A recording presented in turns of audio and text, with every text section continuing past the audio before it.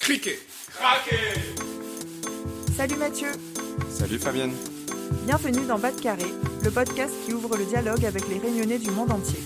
Alors ici, on reçoit des sportifs, journalistes, chefs cuisiniers, chefs d'entreprise, artistes ou encore youtubeurs, parce que chaque Réunionnais a son histoire à raconter. Ensemble, allons Bas de Carré. Allons découvrir qui ils sont et comment ils font pour garder en eux la Réunion.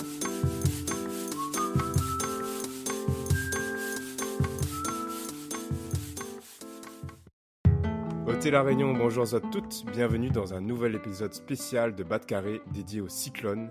Je suis Mathieu et je suis accompagné de toute l'équipe de Bas de Carré. Bonjour Fabienne. Bonjour. Bonjour Lucie. Salut. Et bonjour Yon. Hello.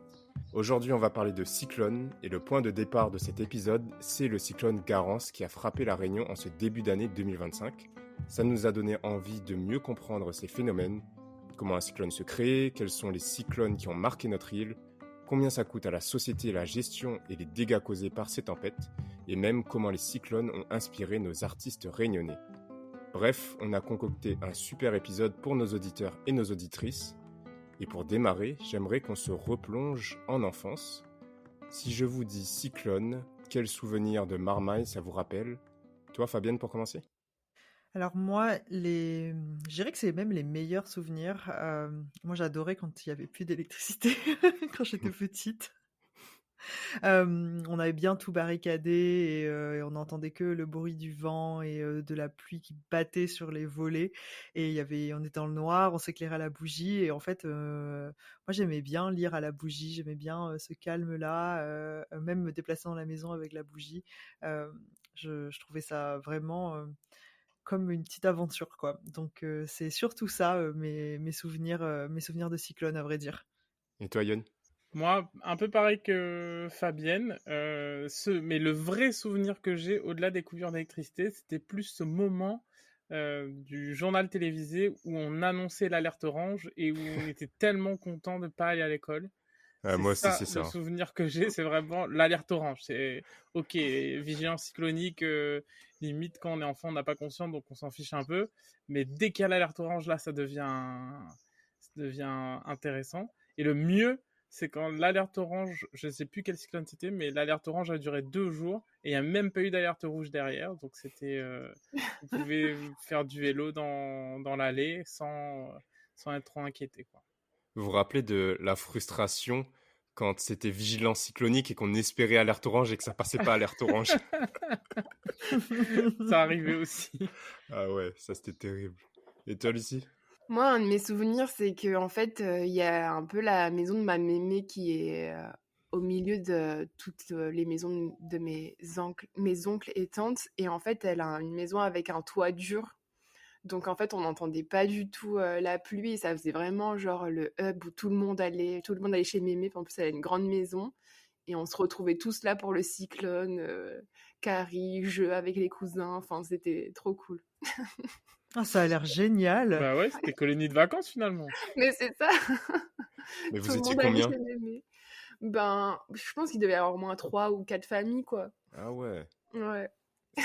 Ça fait une bonne ambiance, je trouve. Et moi aussi, je garde ce côté un peu nostalgique de quand il n'y a pas l'électricité, on est à la bougie, on sort les jeux de société. Et du coup, c'est vraiment le regard un peu d'enfant qui voit le cyclone d'un côté très nostalgique, alors que en fait, il y a quand même des conséquences assez graves Ouais, c'est souvent avec les cyclones. Mm. Et est-ce que vous écoutiez la radio aussi quand tout était coupé, du coup, on sort la radio, on met les grosses piles dedans et puis on écoute les nouvelles. Bah, moi, j'ai l'impression que la radio, qu'il y avait cyclone ou pas cyclone, mon pépé, il était branché H24 dessus, quoi, en fait. Franchement, c'est fou parce que moi, j'ai des souvenirs de radio quand j'étais petite, mais là, pendant Garance, en fait, on n'avait pas de radio parce que maintenant, on écoute tout sur nos téléphones, tout par des moyens qui nécessitent l'électricité. Et la coupure d'électricité a duré vraiment longtemps cette fois-ci à la montagne. Et en fait, on n'avait pas de radio. Et c'était terrible. Enfin, on a trouvé vite une solution, genre en mode, on a démarré une voiture et en fait, on pouvait écouter la radio dans la voiture. Mais non. il y a eu vraiment ce moment de battement en mode, mais attends, on n'a plus de radio en fait. Ouais. Tu te rends compte là, sans électricité, c'est vraiment compliqué hein, pour Moi, avoir les nouvelles. j'étais sans doute plus citadin que vous, donc en plein centre de Sainte-Clotilde, il y avait assez peu de coupures d'électricité finalement.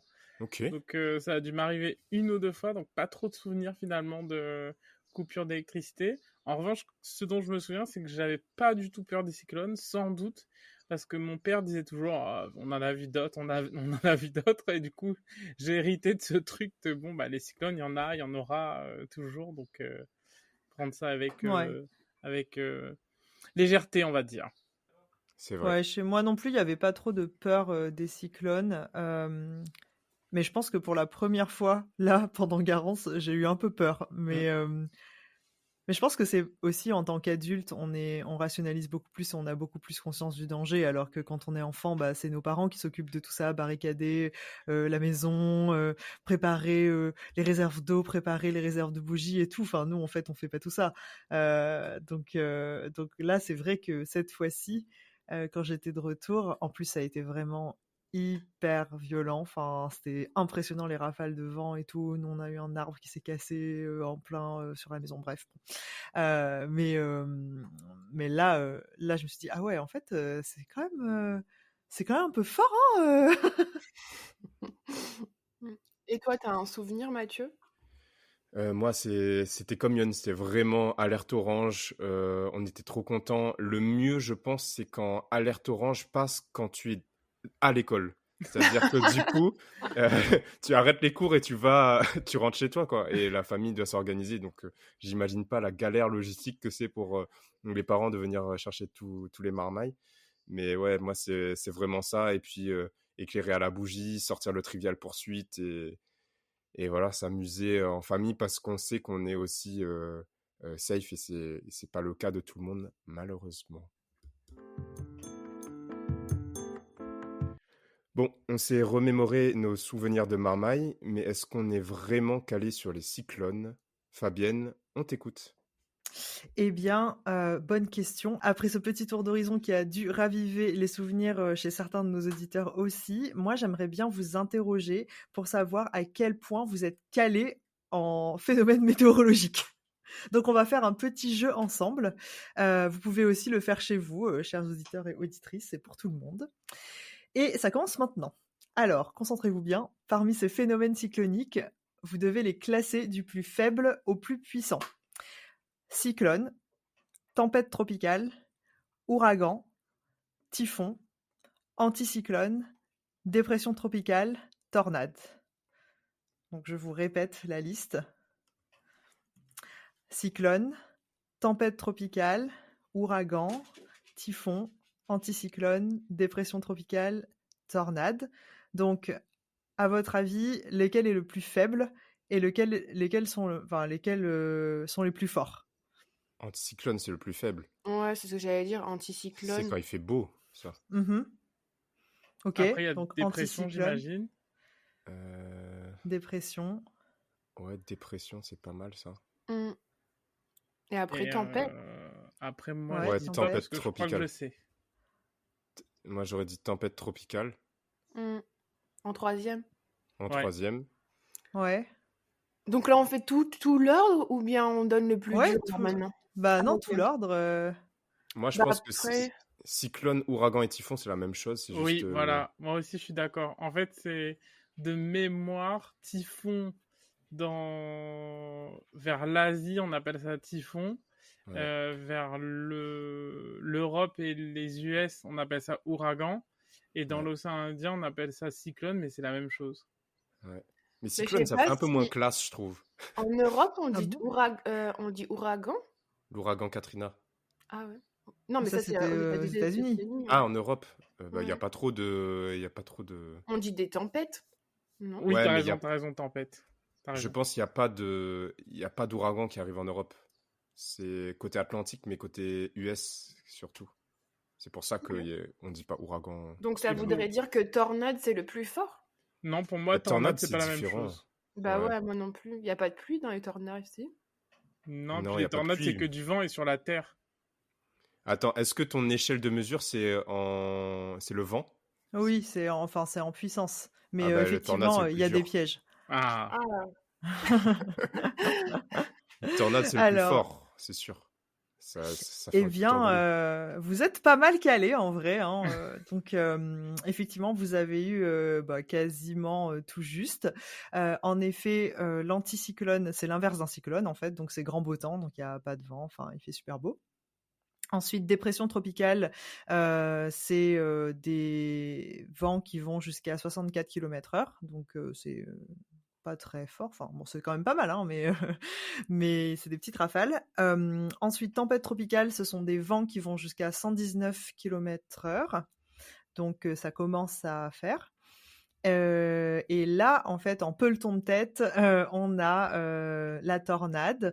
Donc la tornade, en fait, elle peut atteindre des vents supérieurs à 250 km/h, en fait, au même titre, que, le reste des, phénomènes.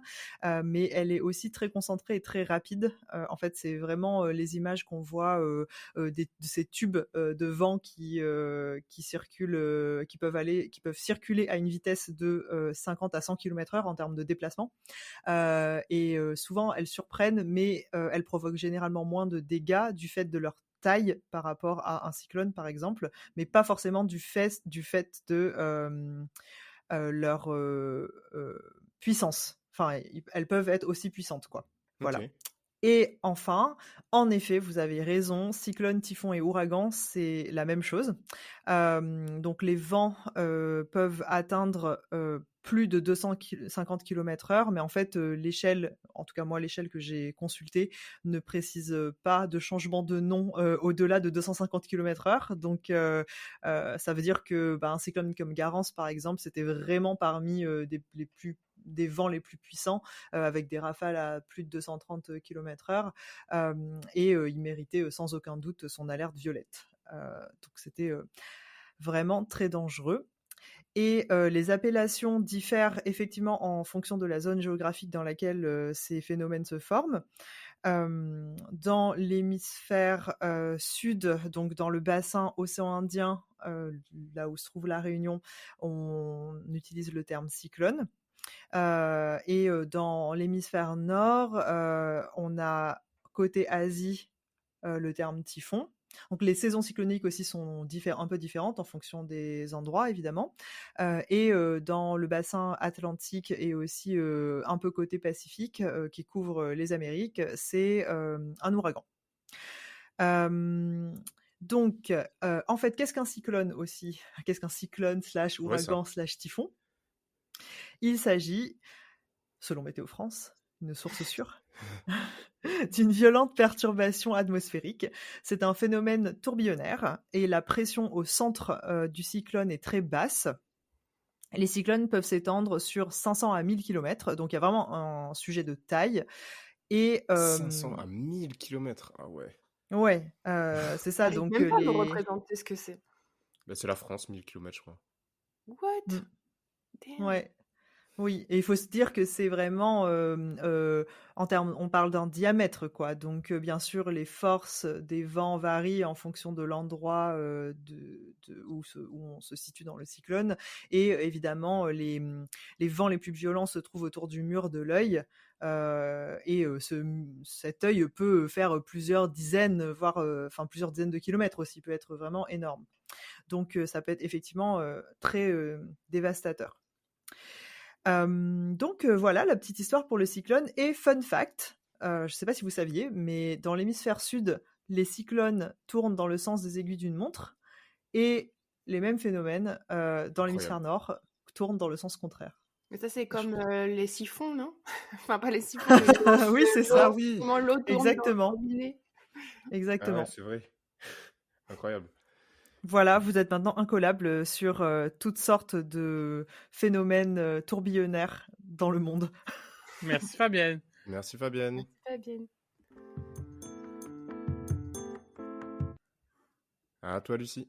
Moi, je voulais revenir sur le fait que le créole réunionnais a ses propres façons de décrire les cyclones. Et vous avez peut-être déjà entendu des expressions comme le cyclone de feu, où c'est un cyclone où la pluie est totalement absente. Et les cyclones levant, enfin lovant, où ça évoque des cyclones qui ont des vents très violents et la pluie est plus discrète. Souvent aussi, on utilise le terme coup de vent pour parler d'un cyclone. Et en fait, c'est des mots enfin, c'est une manière bien à nous, en fait, de nommer ces phénomènes et pour leur donner la forme qu'on lui reconnaît. Est-ce que vous avez des anecdotes liées à la créolité et au cyclone? Moi, je sais qu'on me disait souvent, ouais, faut regarder soit les oiseaux qui volent bas dans le ciel, soit les fourmis aussi qui Les rentrent dans la fourmis. case. Les Les fourmis, fourmis. Ouais, c'est vrai. évidemment. C'est un bon indicateur, ça, quand même. Je sais pas si c'est un bon indicateur, mais en tout cas, à chaque cyclone, on le disait. Il y a beaucoup de fourmis. Donc, c'est à moi d'enchaîner. Donc, on l'a dit, la Réunion a été traversée par de nombreux cyclones, tous plus dévastateurs les uns que les autres. J'ai choisi d'en retenir 5 qui ont marqué la Réunion. On va remonter le temps en partant des cyclones les plus récents aux cyclones les plus anciens. Et j'ai envie de vous faire jouer un peu, chers membres de Bas de Carré, en vous donnant l'année et ce sera à vous de trouver le nom du cyclone. Oh là là, ça Et va être oui, dur. et oui, petit quiz histoire. Si je vous dis le 15 janvier 2023, Gamède. Ah non, Bellal. Bellal. Bellal. c'est bien Bellal. Donc c'est un cyclone qui a été marquant car pour la première fois de son histoire, la Réunion est passée en alerte violette. C'est le plus haut niveau d'alerte. Il implique un confinement strict de l'ensemble de la population, y compris des services de secours et de sécurité. À quelques heures de son passage, on parlait d'un cyclone qui aurait pu marquer l'histoire de la Réunion. L'île n'avait plus été frappée par un cyclone intense depuis 10 ans et le passage de Béjiza en 2014. La directrice interrégionale de Météo France, Céline Geoffrey, annonce même que le niveau de menace est très important. On ne l'a pas connu depuis les années 1960. Donc ça faisait vraiment peur. Je crois que tu étais à La Réunion, non, Yon? Tout à fait. J'étais à La Réunion pendant l'alerte violette et on avait fait aussi une colonie de vacances chez une amie, puisque comme c'était la même période où on a célébré notre mariage, il n'y avait plus de place ni chez mon père ni chez ma mère, puisque il y avait toute la famille qui était Tous les invités. installée, toute la famille d'Hexagone qui était installée chez les deux. C'est une façon de vivre l'île intense. Ah, c'était vraiment intense parce que j'étais en plus avec des amis qui n'avaient jamais vu ça, des amis qui habitent en Hexagone et elles étaient très stressées par le cyclone. Tu m'étonnes. Mais au final, le Bellal, ça a fait beaucoup peur, mais la Réunion a échappé au pire parce que le cyclone a changé de trajectoire au dernier moment. L'île a quand même été profondément marquée, hein, avec des inondations massives, des maisons submergées, des centaines de familles sinistrées et surtout 2 vies perdues. Et je voulais vous faire écouter un petit son, je ne sais pas si ça vous dit quelque chose.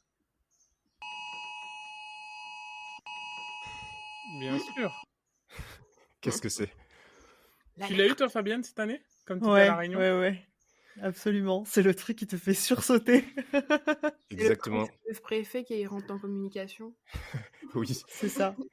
Qui envoie des ondes positives sur la Réunion. Donc c'est D'ailleurs, le tu sais comment ils font ça? Non. Moi non plus.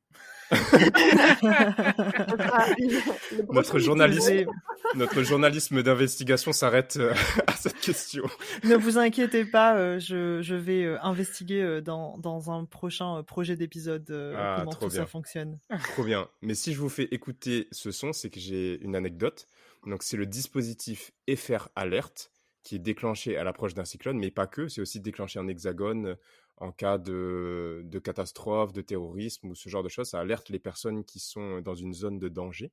Le hic avec Bellal, c'est que beaucoup de Réunionnais ont reçu cette alerte après le passage du cyclone, parce que les dégâts réalisés par Bellal sur le réseau téléphonique font que certains messages sont rediffusés lors de la reconnexion progressive des opérateurs.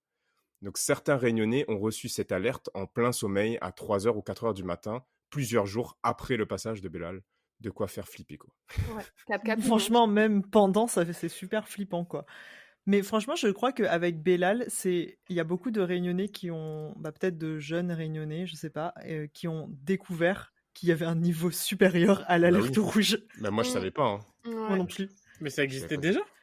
Je pense pas. Ah bon? Non, si, ça existait, c'est De juste toute que façon, en les alertes, elles ont changé de nom, hein, parce qu'avant, c'était 1, 2, 3. Après, c'est devenu des couleurs. Enfin, Ah bon? Ah bon? ouais. Mhm. Ok. On attend les sources quand même, mais Ouais, ben, d'accord. attendez ma partie. D'accord. Et ben, en tout cas, c'était la première fois que la Réunion passait en alerte violette. On va remonter un peu le temps pour le second cyclone si je vous dis février 2007. Ah ben là, c'est Gamed. Là, c'est Gamed. Ce cyclone a fait des ravages sur l'île avec des vents de plus de 150 km/h et des vagues de 10 mètres de haut. Pour ma part, Gamed, ça m'a particulièrement marqué parce que ce cyclone a fait s'effondrer le pont de la rivière Saint-Étienne dans le sens Saint-Louis-Saint-Pierre. Et oui. Et je vais vous faire écouter un reportage de l'époque qui a été publié par Click à nous.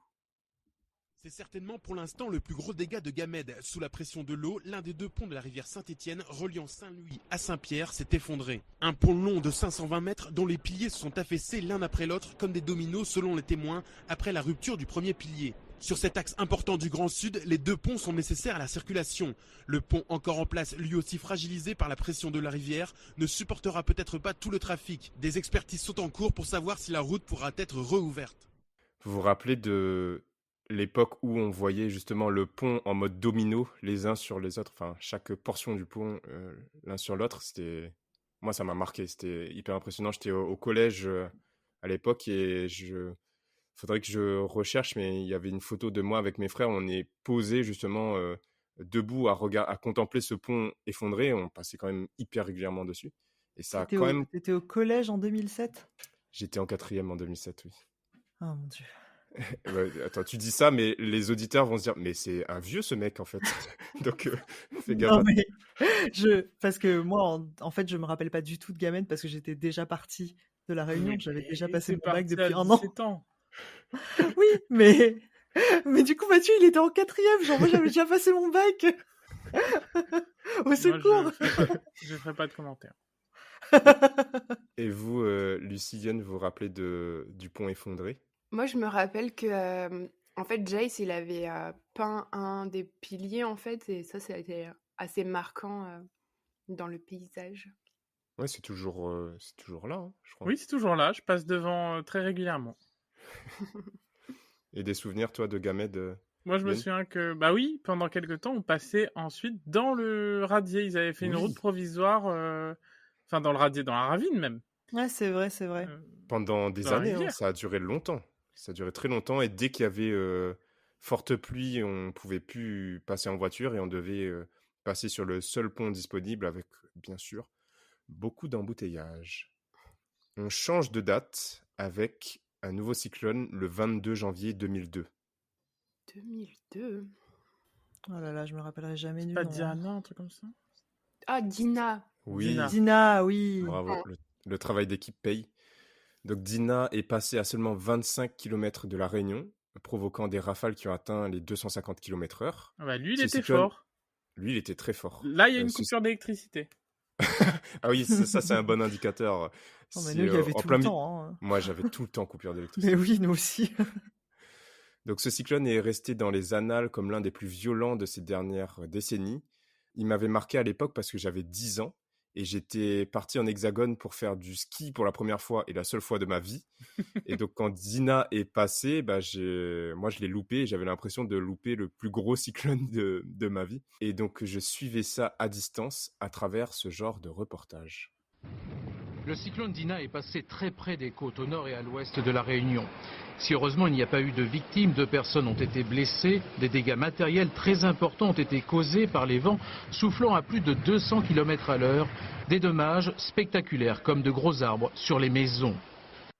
Pourquoi on dirait un reportage de 1960? Parce qu'on est en 2002, tout simplement. C'était RFO et France Télévisions. Vous avez des souvenirs, vous, de 2002? Là, ça commence à remonter quand même.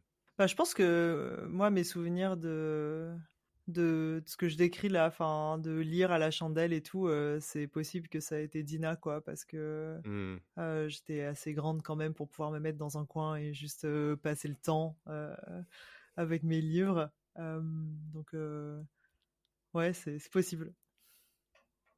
Yon Lucie, des souvenirs de 2002? Je sais pas si j'étais à La Réunion. Ok. Mm. Je pense comme Fabienne, moi en tout cas, c'était exactement comme Fabienne. Je dirais que c'est ce que je décrivais tout à l'heure avec être content de l'alerte orange et tout, c'était ce cyclone-là en l'occurrence. Ok. On remonte cette fois encore dans le temps et on arrive au 29 janvier 1989. Firinga. Firinga, oui. Vous Donc, connaissez bien Lucie. Ben ouais, t'as bien bossé, hein. Elle a bien travaillé. C'est la transmission, ça? Ouais, moi aussi, on m'a beaucoup parlé de Firinga. Ah oui. Ce qui a surpris avec ce cyclone, c'est que quelques heures avant son passage, il était encore classé au stade de tempête. Et le phénomène, il s'est renforcé à l'approche de l'île, causant des dégâts considérables sur son passage. Après Firinga, le bilan est lourd. 4 morts, des dizaines de blessés, 6000 familles sinistrées. Beaucoup ont tout perdu, leurs cases balayées par le cyclone. Et je vais vous faire écouter une anecdote de mes parents sur Firinga. Après le Trop bien. passage du cyclone, on est allé voir un peu tout ce qui s'est passé. On est allé chez les amis. Au tampon. Et un gars qui avait tout perdu. Il était En fait, complètement déboussolé. de loin, on avait vu que son toit s'était envolé, donc on est allé chez lui. Ouais. Et on l'a trouvé assis par terre, complètement débousselé. Et il savait plus. Son toit s'était envolé. Voilà. Et surtout, il nous racontait que il avait beaucoup d'argent liquide et c'est parti. Il avait touché sa paye la veille, je crois, ça. en espèces. C'était un disjockey. Et tout s'était envolé avec le C'est cyclone. horrible. En fait, Firinga avait surtout touché le sud. Mes parents, je crois qu'à l'époque, ils étaient au tampon. Je suis pas certain. Et c'est un cyclone qui était un peu l'inverse de Garance aujourd'hui, qui a surtout touché le nord. Là, ça avait surtout touché le sud. Et ma mère a une seconde anecdote sur le côté différence entre le nord et le sud. Toi, tu n'avais pas pu aller travailler aussi. Il n'y avait plus de route pour aller jusqu'à Saint-Denis. Et à l'époque, en fait, je travaillais à Saint-Denis et je rentrais juste le week-end dans le sud pour être avec papa. Et comme justement dans le nord, il n'y avait rien eu, quand j'avais appelé ma directrice là pour lui dire qu'on ne pouvait pas passer tout ça, elle a mis un peu en doute ma parole parce que dans le nord, il n'y avait tellement rien et dans le sud, c'était tellement chaud, quoi. Voilà les petites anecdotes de Corinne et Daniel Abmont. Je pense que Firinga a marqué quand même la génération au-dessus de nous. Est-ce que vos parents vous ont aussi parlé de ce cyclone, même si vous n'avez pas forcément de souvenirs, mais est-ce que ce nom vous parle particulièrement? Ouais, moi, mon père, il était dans l'armée à ce moment-là. Donc, c'est un truc qui a vraiment marqué ma famille parce que donc, il faisait son service militaire et forcément, les gens qui sont déployés après un cyclone pour remettre tout d'aplomb, c'est les militaires, les gendarmes, les pompiers et tout. Donc, mon père était vraiment premier, comment dire ça, sur le front, En quoi. première ligne. Ouais, voilà, en première ligne.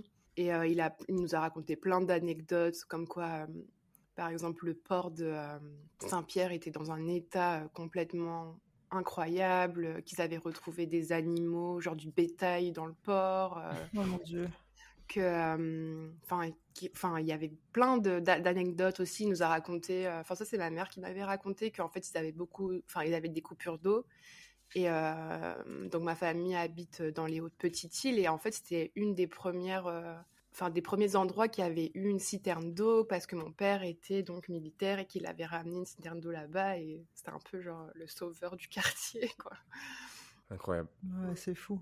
Mais c'est vrai que sur les anecdotes nord-sud, ça me fait penser là, pendant Garance, nous, on a été très touchés dans le nord. Et je me rappelle, on avait un groupe familial sur WhatsApp. Bon, bien sûr, moi, j'ai pas eu de réseau pendant genre 5 jours, donc j'ai vu les messages très, très sporadiquement, parce que quand même, parfois, ça revenait, on savait pas trop pourquoi. Et donc, nous, on a très tôt plus d'électricité, la coupure d'eau arrivait vite, plus de réseau ni rien. Mais entre-temps, j'ai quand même reçu le message d'une de mes tantes du sud, du coup, à Saint-Pierre, qui m'a dit... Ah, ici, on n'a rien senti. J'ai entendu quelques rafales de vent siffler sur le toit. Je me suis mise devant Netflix. J'ai vu arriver et partir Garance. J'ai regardé 2 épisodes. J'étais là, bon, bah ok, c'est vraiment pas la même chose. Ouais, la réalité des uns et des autres est totalement différente. Bah, ça Mm. illustre à quel point la météo, même en temps normal, en fait, la météo est complètement différente selon les régions à La Réunion. Il y a jusqu'à 40 microclimats, apparemment. Non, Ok, 400 400, microclimats. 400, t'as raison. Mm. ok. 400. Et pour finir ma partie, je vous demande le 27 janvier 1948. Elle sait, Lucie. Il donnait pas de nom. Vas-y. 1948. Oui, le cyclone de 48. C'était un piège. Donc, il a été considéré comme le cyclone du siècle. Il touche la Réunion le 27 janvier 1948. À cette époque, mon pépé et ma mémé, Noël et Thérèse Abmont, sont jeunes parents. Ils vivent à la ravine des Cabris avec leur fils aîné Alfred, qui a quelques mois à l'époque, quand le cyclone frappe notre île. Mon pépé m'a raconté que sa case avait un toit en paille et que, bien sûr, le toit menaçait fortement de s'envoler. Il a donc attaché le toit au pied du lit sur lequel ils dormaient tous les trois, empêchant ainsi le toit de se faire arracher. Malheureusement, d'autres ont eu beaucoup moins de chance, avec des vents à plus de 250 km/h. Ce cyclone de 48 sera le plus meurtrier de notre histoire moderne, avec 165 morts. Des villes comme Saint-Leu ont été détruites à 80%. Les Wow. cultures ont été dévastées et une grande partie du bétail a péri. Craignant la famine, l'armée a même parachuté des vivres et des médicaments les jours suivants. Non, mais vous vous rendez compte que ça ne fait que 75 ans et qu'aujourd'hui, il y a moins de 10... Enfin, déjà, s'il y a des morts, c'est grave, quoi. C'est un Mais drame. exactement, mais ça veut dire qu'il y a moins de... Ouais, enfin, il y a moins d'un siècle, même pas, 3/4 de siècle, enfin, 100 morts. Nous, on n'imagine même pas qu'il puisse y avoir 100 morts, en fait, pendant un cyclone. Ouais. Même s'il est violent, même si les rafales dépassent 250 km/h, c'est impensable, quoi. Mm. J'ai écouté quelques témoignages de Gramoun là-dessus, et il y en a une qui disait que en fait, à l'époque, dès que le vent soufflait fort, les maisons s'effondraient. Donc, on n'est pas du tout sur les mêmes infrastructures, le même Ouais, c'est urbanisme, ça. les mêmes architectures. Et c'est notamment ça, je pense, qui a causé autant de décès. C'est pour ça que ça reste un cyclone aussi qui a un peu traumatisé les Oui, Gramounes. une génération. Mm. Ouais, les Gramoun, ils parlent tout le temps du cyclone de 48, Ouais. Mm. tout le temps. Je vais terminer du coup cette petite chronique en vous disant qu'il n'y a dans l'ère moderne que 6 cyclones qui ont traversé la Réunion, dont l'œil a traversé la Réunion. Donc il y a eu Garance en 2025, Bellal en 2024, en 93 il y a eu Colina, en 89 il y a eu Firinga par le nord, en 87 Clotilda et en 66 Denise. Donc en fait c'est pas si souvent qu'on voit l'œil et que ouais, l'œil nous traverse comme ça a été le cas avec Garance Ouais, cette tout à année. fait. Mm, mm. Et c'est drôle parce que quand l'œil traverse comme ça, enfin, nous on n'avait pas eu le temps en fait avant la coupure d'électricité de fermer le volet métallique de la baie vitrée de la maison et en fait c'était vraiment très très clair entre le moment où on était dans la première partie du cyclone, les vents soufflaient derrière la maison, donc vraiment on voyait quasiment rien en fait par la baie vitrée. Et après il y a eu vraiment l'accalmie et dès qu'on est passé de l'autre côté de l'œil, tous les vents ont soufflé face à la maison et la baie vitrée s'est mise à vibrer, à trembler. On a dû empiler des meubles dedans pour qu'elle explose, devant pour qu'elle explose pas. Et c'est fou. En fait, c'est fou de voir de voir de nos yeux en fait aussi le changement de vent, enfin de vivre ça. Enfin franchement c'était incroyable. Ça faisait un peu peur, hein, mais c'est fou quoi de le voir quoi. C'est le fait que les vents tournent qui ont cassé aussi beaucoup d'arbres. Par exemple, je sais pas si vous voyez, il y a une cheminée au centre-ville de Saint-Pierre, et dans la Oui. cheminée, il y a un arbre qui a poussé. Et Oui. ben l'arbre, il a changé d'orientation, Non. justement. Incroyable. Ah, c'est incroyable. C'est fou. Le changement de vent, c'est ce qui cause beaucoup de dégâts, parce que justement, il y a même des constructions qui sont faites pour résister au vent d'un côté, et qui sont construites comme ça, mais quand il y a un retournement de vent, c'est ça qui Tous les arbres qui ont cassé, c'est en partie pour ça aussi, parce qu'ils sont habitués à un côté de vent, donc ils ont grandi d'un côté, et quand ça tourne, bah, ils sont plus enclins à être cassés, quoi. Ah ouais. C'est tout pour moi. J'espère que vous avez appris des choses sur les cyclones et les petites anecdotes personnelles liées aux cyclones marquants de la Réunion. Et je passe la parole à Lucie pour la suite. Alors aujourd'hui, moi je vais vous parler de la façon dont les cyclones ont inspiré nos artistes à travers la musique et le théâtre. Quand on parle de cyclones en musique, on se rend compte que chaque artiste le raconte un peu à sa façon. Donc on a Jacqueline Farérol par exemple avec le titre Le Cyclone qui s'adresse aux enfants. Elle met en scène le phénomène avec des images marquantes comme des bananiers qui se couchent, l'océan en colère et qui rejette ses coquillages, des boules de feu dans le ciel.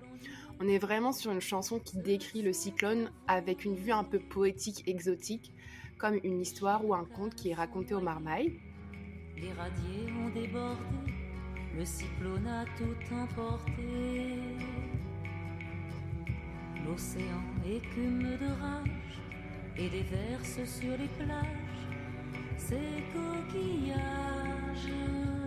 Dans ces chansons, c'est toujours très descriptif et aussi imagé, poétique, donc ça ne m'étonne pas que pour le cyclone, ce soit le cas aussi. Ouais, bah c'est vrai que sa cible principale, ce sont les enfants, donc c'est un peu très, comme tu dis, très imagé. Tout à fait. Ensuite, on a Pat John. Alors, Pat John, eux, dans leur chanson Cyclone, c'est une autre ambiance parce qu'ils parlent un peu plus du tracas qu'on ressent avant l'arrivée du cyclone, du fait qu'il faut prendre des précautions, se rendre au magasin pour prendre quelques commissions. Et après, ils rappellent quand même que grâce au Sega et au Maloya, bah, ça nous aide à penser à autre chose. C'est un peu une façon de dire nous kim ou de poivre, mais la musique est là pour réchauffer le cœur. Il faut y prendre nos précautions. Mais il faut bien nous s'apprendre 2-3 commissions. À nous créoles, dans le cyclone, nous les tracasser. Dans notre case en tôle, faut ni laisser y aller. Quand le vent, la pluie, les hortaines fait fracas dehors. En dans du bruit, le temps nous voit marmaille d'or. Mais nous créoles, dans le cyclone, nous les tracasser. Dans notre case en tôle, faut ni laisser y aller. C'est vrai, comme la musique a accompagné les esclaves avant, les engagés, et aujourd'hui, les peines les plus difficiles, c'est souvent lié au cyclone, donc ça ne m'étonne pas que la musique accompagne aussi les personnes dans ces moments-là. Ça nous met du baume au cœur, ça peut aussi nous encourager, et puis ça marque aussi dans l'esprit des collectifs. La prochaine chanson, c'est Mouvement Cyclone de Corneille Domitil. Et là, c'est encore autre chose. Là, on est dans un Sega bien dansant qui reste bien dans la tête et en même temps qui raconte ce qu'on vit pendant le cyclone. Donc en fait, là, la chanson, elle est rythmée sur 3 alertes. Et c'est comme ce que je disais tout à l'heure avec le nom des alertes. En fait, dans la chanson, il dit... Écoute Monsieur Météo, le soir dans la télévision, et l'alerte numéro 1 est annoncée. La créole il commence à être tracassée. Mon Dieu l'a tellement causé, ce cyclone 1948. Quand il pense des gars, lui l'a fait, nous l'a plus peur. La misère que lui l'a causé, il reste dans notre esprit. J'espère qu'il arrivera plus le même malheur. Et du coup, là aussi, il parle des précautions et surtout du cyclone 1948, comme t'en as parlé, Mathieu. Et dans cette chanson, en fait, on parle beaucoup de ce cyclone, que tout le monde a entendu parler, et parce que, comme on disait tout à l'heure, les Gramoun l'ont raconté encore et encore. Et dans la chanson, on sent bien, en fait, que cette peur, elle a traversé les générations. Et dans mes recherches, justement, sur le cyclone de 48, c'est là où j'ai vu quand même qu'il y avait une différence technologique dans le fait de garder des traces objectives de ce cyclone, alors que pour le reste, j'ai pu vous passer des reportages audio ou télévisés de personnes qui l'ont vécu. En fait, sur 48, on n'a que des photos, on n'a pas de vidéos, et donc quand on regarde ces images, on voit à quel point c'est dévasté.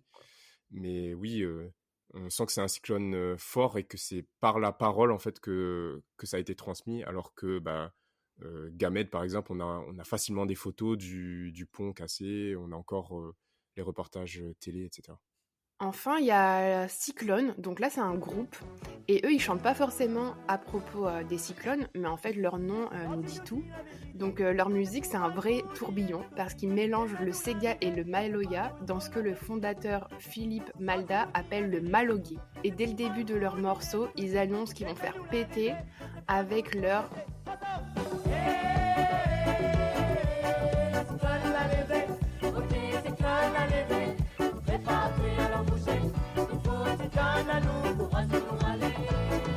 Donc l'ambiance, il est là.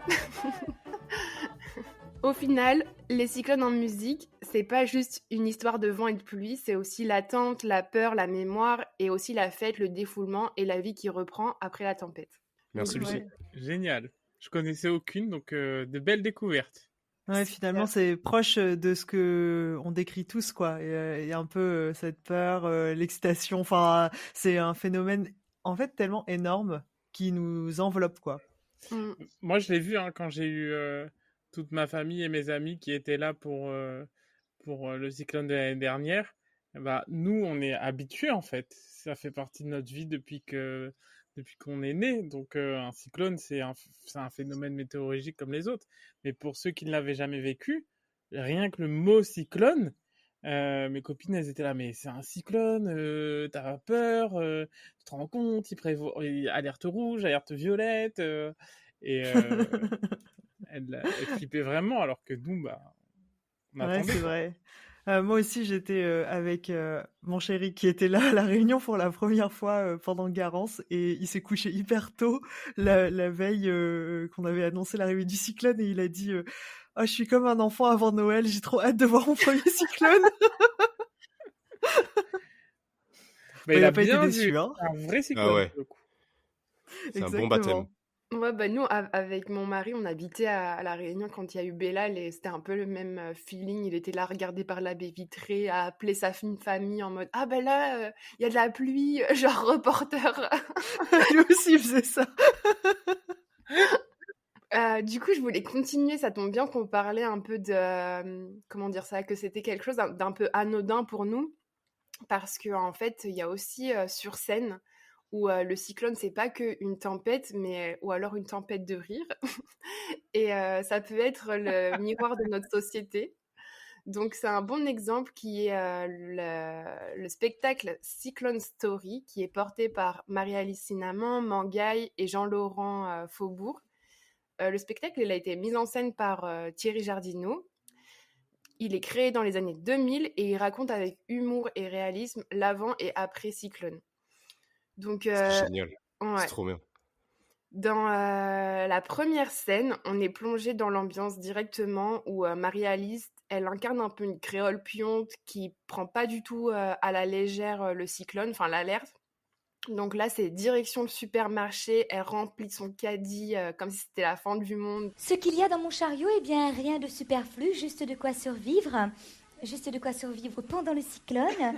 J'ai pris de l'eau, j'ai pris des bougies, j'ai pris des piles alcalines, j'ai pris des piles char.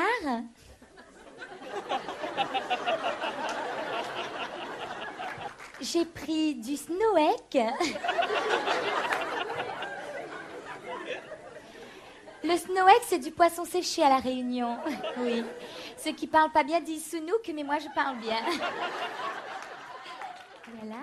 Comme elle dit, et entre deux coups de téléphone avec sa maman, où là il fait la dit la fait, elle s'inquiète un peu, mais en fait ce qui l'inquiète vraiment, c'est pas vraiment le cyclone, c'est en fait comment Elissa garde Marie-Mar, s'il y a de coupure de courant. D'accord. Ok. Par contre, s'il vous plaît, monsieur le reporter, s'il était possible, est-ce qu'il peut filmer à moi avant et un petit peu rapidement, parce qu'en fait, il peut pas trop tarder par rapport dans 10 minutes, nana, machin. Mon feuilleton, là, dans la télé, commence et il n'y rate pas. Marie-Mar. Vous connaissez pas? C'est adieu. Vous connaissez pas C'est adieu? Comment? Vous vous en foutez. Ah! Mais sans doute de va bien entendre si déjà ou en fout de Sergio. C'est l'homme de mes rêves. Enfin, voilà, Marimar, c'était une telenovela très populaire qui passait à la télé à cette époque.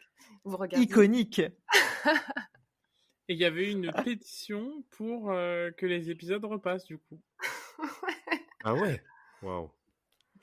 Ouais, moi je regardais pas, mais mes copines, elles regardaient Marimar et du coup j'arrivais quand même à suivre un peu l'histoire et elles chantaient le générique et tout.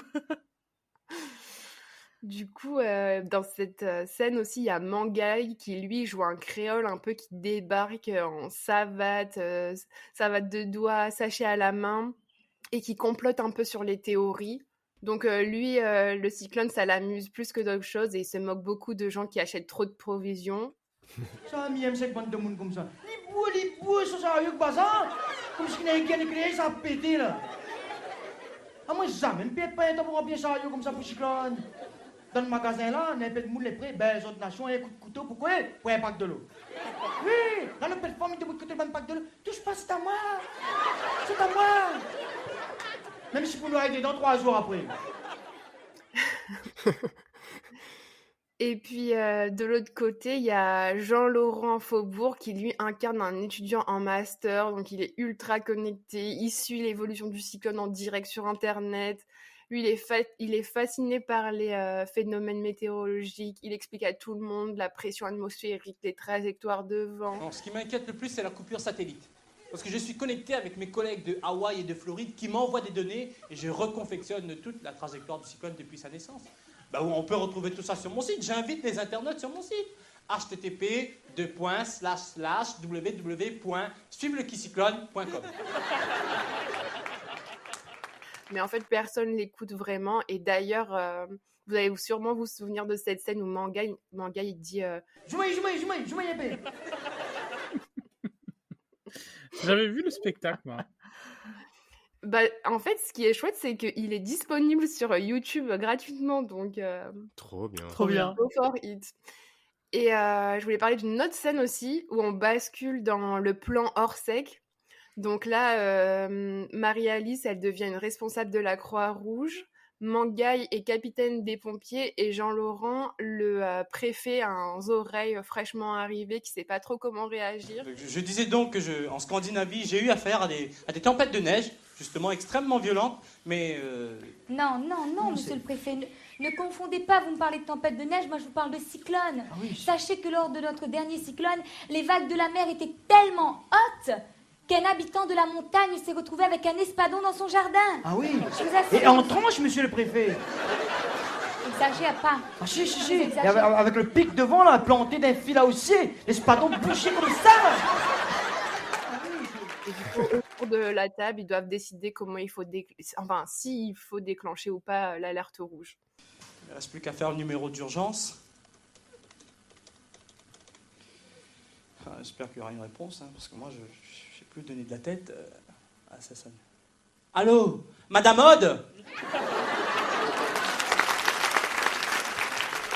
Donc, on voit la manière dont les gens réagissent, comment ils se préparent et comment après ils s'entraident. Et en fait, ce spectacle, c'est vraiment une petite chronique sociale de tout ça. Et comme je disais, c'est dispo sur YouTube. Donc, Cyclone Story. Trop bonne recommandation. Ouais, grave.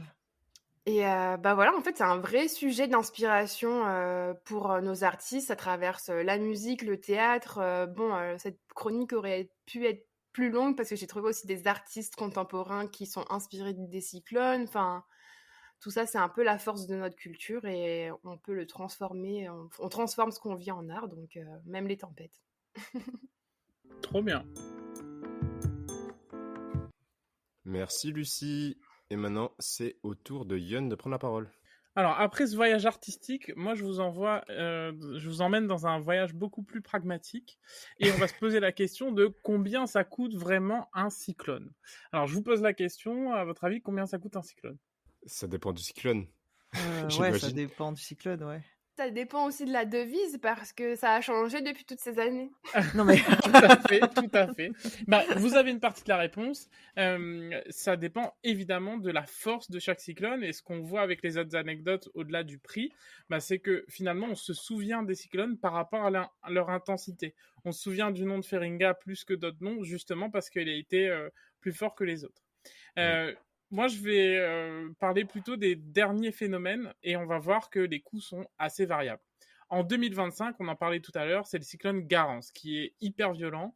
Il y a des vents qui atteignent 234 km/h et des pluies de près de 500 mm à certains endroits de l'île.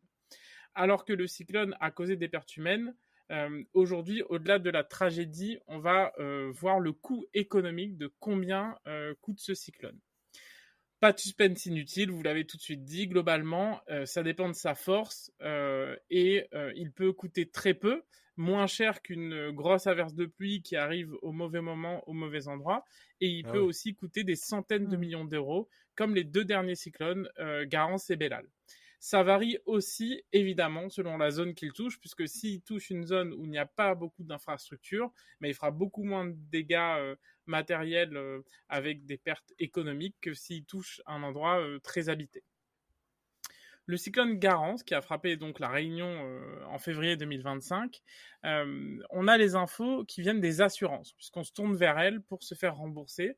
Et une grande partie des informations finalement financières autour des cyclones viennent des assurances. Et selon la Caisse centrale de réassurance, le coût des dommages qui ont été donc assurés et estimés après le passage de Garance, c'est estimé entre 200 et 250 millions d'euros. Alors, c'est une estimation où il y a 50 millions de différence entre les estimations, et c'est sans compter les biens qui sont non assurés. Donc, les biens assurés, c'est 250 millions rien que pour les biens assurés. Ça inclut donc la destruction des infrastructures, puisque en fait, les structures étatiques sont aussi assurées, les pertes agricoles et évidemment les dommages aux biens et aux particuliers, mais aussi aux professionnels. Il y a même eu ils ont eu du mal à le définir, mais il y a même eu un souci au niveau des voitures, au niveau des casses et de la réception des voitures pour le cyclone Garance, parce qu'il y a énormément de voitures qui ont été soit inondées et donc qui sont devenues inutilisables à cause de l'électronique qui est à l'intérieur des voitures, notamment dans des parkings. Donc il y a eu un gros problème à ce niveau-là, et donc ce prix inclut aussi les voitures. Mais est-ce que vous avez une idée de ce qui coûte le plus cher dans un cyclone? Les routes? Alors, il y a les routes, mais il y a un autre secteur économique. Ben, genre l'électricité, en fait, non? Les télécommunications? Ouais. Non. C'est l'agriculture qui est le plus touchée par les phénomènes météorologiques. On estime que sur les 250 millions qu'ont coûté Garance, avec les estimations actuelles, on estime des pertes de 152 millions à cause des destructions massives des cultures locales, notamment de canne à sucre, de fruits et de légumes. C'est vraiment une somme qui donne l'idée de l'impact direct de ces cyclones. Et si on compare à Bellal, qui donc en janvier 2024, les dégâts estimés étaient environ à 100 millions d'euros. Ah oui, c'est 2 fois plus. Oui, 2 fois plus. Même si c'est plus faible, en fait, ce qui explique aussi qu'il y a des coûts beaucoup plus importants pour Garance, c'est aussi le fait que j'ai trouvé dans mes recherches qu'il y a des structures qui sont fragilisées, et c'est la récurrence des phénomènes qui créent encore plus de dégâts. Par exemple, les routes qui ont été légèrement endommagées pour Bellal, quand il y a un phénomène météorologique aussi important que Garance l'année d'après, c'est un peu le coup de grâce pour certaines structures. Au-delà de ça, il y a des secteurs qui sont très touchés, comme le tourisme et l'agriculture. Faut savoir qu'il y a des millions d'euros qui sont perdus pour chaque jour où l'aéroport est fermé, puisqu'il y a des vols décalés, il y a des vols annulés, et donc c'est des pertes chaque jour. Pour l'économie locale, c'est la même chose. Quand on est en alerte rouge, on peut évidemment pas sortir de chez soi et on ne peut pas consommer. Donc à chaque jour, des pertes économiques importantes. L'autre aspect économique où j'ai pas trouvé de chiffre exact, c'est qu'en fait avec les les coupures d'électricité et les coupures de route, eh ben, il y a aussi un impact sur l'économie, puisqu'on est moins enclin, même après les jours de cyclone, soit de se rendre sur son lieu de travail si, par exemple, on habite dans le sud et qu'on doit aller dans le nord, soit pour aller consommer et, au-delà des courses de première nécessité, faire du shopping tout simplement. Donc ça aussi, ça a un Oui. impact important. Les gens sont aussi préoccupés par leur propre maison, réparer les dégâts qu'ils ont avant de basculer dans la case loisirs ou au moins reprendre la vie normale. Ils doivent... Enfin, il y a tout le travail de tout remettre en état et c'est fastidieux. Exactement. Ouais, déblayer, tout ça. Et donc, il y a les destructions qui sont estimées, mais au-delà des destructions, de façon qui sont ponctuelles finalement, il y a aussi des impacts durables qu'on peut facilement imaginer et des conséquences à moyen voire long terme. Un exemple très concret pour Garance, c'est qu'on estime, alors qu'il est arrivé au début de l'année, qu'il y aura très peu de litchis à la fin de l'année à Saint-Benoît, parce qu'il y a une grosse partie des récoltes qui sont déjà en germe en février qui ont été impactées. Et donc ce coût, il peut n'être qu'estimé, puisque c'est une perte, c'est un manque à gagner pour les agriculteurs qui est impossible à définir, puisque de fait, c'est la récolte qui sera impactée.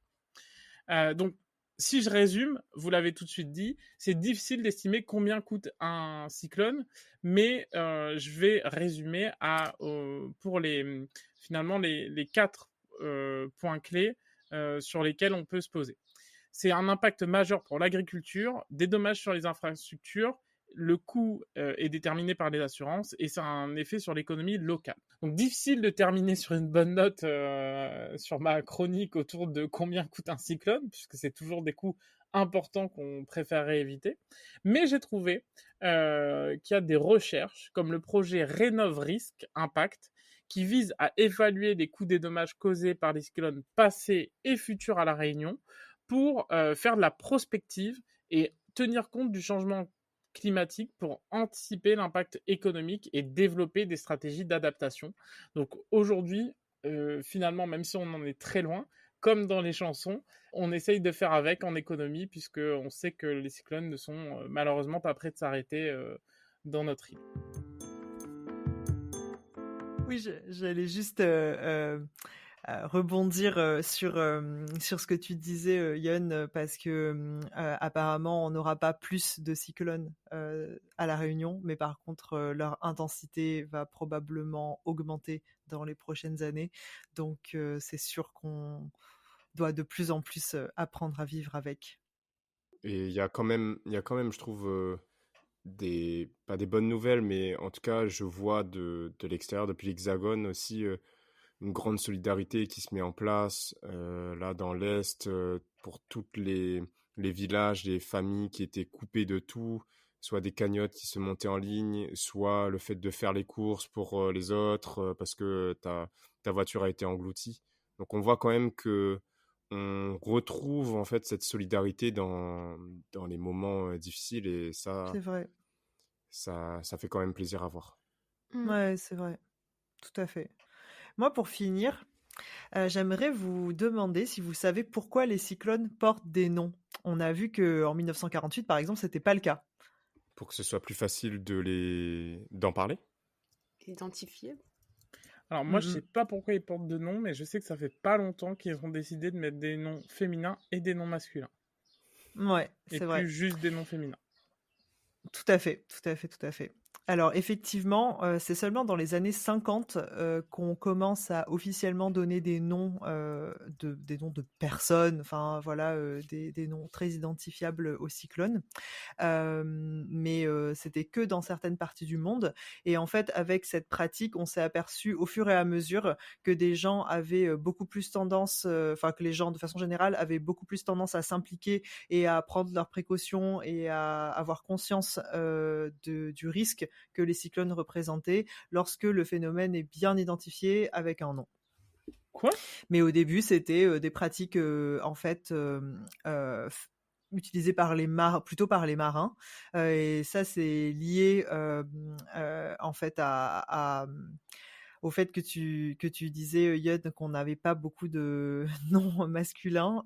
Effectivement, la plupart du temps, c'était des hommes ou bien des sociétés uniquement masculines qui donnaient des noms aux cyclones, et donc il n'y avait que des noms féminins. Voilà, c'est ça l'explication.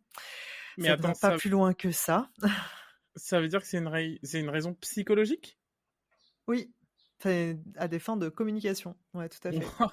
C'est cognitif, en fait. C'est ça, exactement. En fait, il y a eu aussi une période où ils nommaient les cycles. Il y avait une liste de noms qui suivaient l'alphabet grec, mais en fait, comme les noms des lettres grecques ont tendance aussi à se ressembler entre elles, bah, c'était beaucoup plus dur pour les gens de de comprendre de quoi on parlait. Donc voilà, au fur et à mesure, en fait, ça s'est officialisé, et c'est une pratique qui a été adoptée par l'Organisation mondiale de la météorologie, qui après a officialisé cette pratique pour le globe entier, mais ça avait commencé dans des endroits un peu sporadiques dans le monde. Et donc, c'est à partir de 1979, suite au mouvement féministe aux États-Unis notamment, qu'on a alterné entre noms féminins et noms masculins, donc c'est 1 sur 2, dans les noms qu'on donnait aux cyclones.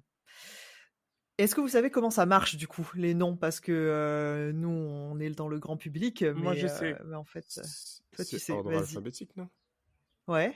Une lettre, la première lettre, ça va être un A. Enfin, le premier cyclone de l'année, ça va être un A, le second un B, etc. Ouais. Oui. Bah toi, du coup, vas-y, Yann. C'est ce que j'allais dire. Ah, ok. Eh ben, alors effectivement, ça suit l'ordre alphabétique. En fait, donc il y a des listes de noms qui sont à jour pour chaque bassin, donc chaque bassin cyclonique, c'est-à-dire l'un des 3 bassins qu'on a nommés tout à l'heure, là, autour des Amériques, nous dans l'océan Indien et en Asie. Et l'Organisation mondiale de la météorologie tient à jour ces listes-là. Il y a un certain nombre de listes par bassin. Par exemple, dans le bassin autour des Amériques, donc Atlantique et Pacifique, il y a 6 listes de noms. Et en fait, elles sont alternées par rotation. Donc, du coup, tous les 6 ans, la même liste revient. Ah, ok. Donc on peut avoir 2 fois Katrina, par exemple. Alors, on ne pourra pas avoir 2 fois Katrina parce que les cyclones particulièrement dévastateurs sont définitivement retirés des listes. Ah ouais. Ok, s'ils sont Hall of Fame des ouragans. Voilà, exactement. Oh putain. Exactement. Et il y a aussi des lettres qu'il n'y a pas du coup 26 noms dans chaque liste. Il y en a en fait 21 parce qu'il y a des lettres où c'est un peu trop compliqué d'avoir des noms, et du coup on les a définitivement rayés de l'alphabet des cyclones, quoi. Il n'y aura jamais de nom commençant par leurs lettres. Je me souviens plus lesquels c'est. X, probablement. Ouais, voilà. Il y aura pas de cyclone Il y a 5 Xavier. lettres. Il y a 5 lettres qui sont hors jeu. Glénat. Glénat, la guerrière. Exactement. Et alors, qu'est-ce qui se passe lorsqu'on arrive à la fin d'une liste? Ça arrive très rarement. En fait, c'est arrivé une seule fois. Et du coup, c'est à ce moment-là qu'ils avaient utilisé la liste complémentaire des lettres de l'alphabet grec. C'était ça la convention au départ, mais là, ils se sont rendus compte que les gens comprenaient pas. Donc, du coup, maintenant, il y a une seule liste complémentaire par bassin cyclonique dans laquelle on vient piocher si jamais on a épuisé la liste de l'année, quoi. Ok. C'est très structuré, tout ça. Oui, c'est incroyable, non? Ouais. J'ai adoré apprendre tout ça. Il y a quelqu'un qui a... Il y a des un gens qui sont groupe, payés pour donner des noms aux cyclones, du coup. Ouais, mais bon, c'est déjà institutionnalisé, donc ils se posent pas toute l'année pour... Évidemment, les phénomènes n'ont un nom qu'à partir du moment où ils représentent un risque pour la population, en fait. Et là, on retrouve ce côté où c'est uniquement à des fins de communication. C'est que tant que ça n'atteint pas un niveau où il pourrait y avoir un risque dans des zones habitées, d'après ce que j'ai compris, eh ben, inutile de les nommer. Génial. Merci on aura beaucoup, appris Fabienne. beaucoup de choses aujourd'hui. Ouais. C'est clair. Il nous reste à conclure, je crois, sur Tout à fait. ce bel épisode. Merci à tous et à toutes pour votre écoute. Merci Lucie, Fabienne, Yon pour ces belles chroniques. Je pense qu'on en sait plus sur les cyclones maintenant. Merci Mathieu. Avec plaisir. Peut-être qu'un jour, Fabienne nous concoctera un petit épisode là-dessus. Tout à fait, c'est dans les petits papiers. Exactement. Et pensez à nous mettre 5 étoiles sur les applis de podcast. Ça prend 30 secondes. Vous mettez 5 étoiles, un petit commentaire pour dire que vous avez appris des choses et que vous nous kiffez. Parce que nous, on vous aime. Et on se dit à bientôt. Nartroussa. On espère que cet épisode vous a plu. Pour nous aider à trouver des invités toujours plus extraordinaires, laissez-nous une note sur Apple Podcast. 5 étoiles de préférence. Et pour ne manquer aucun épisode, suivez-nous sur Instagram à @bat_kare.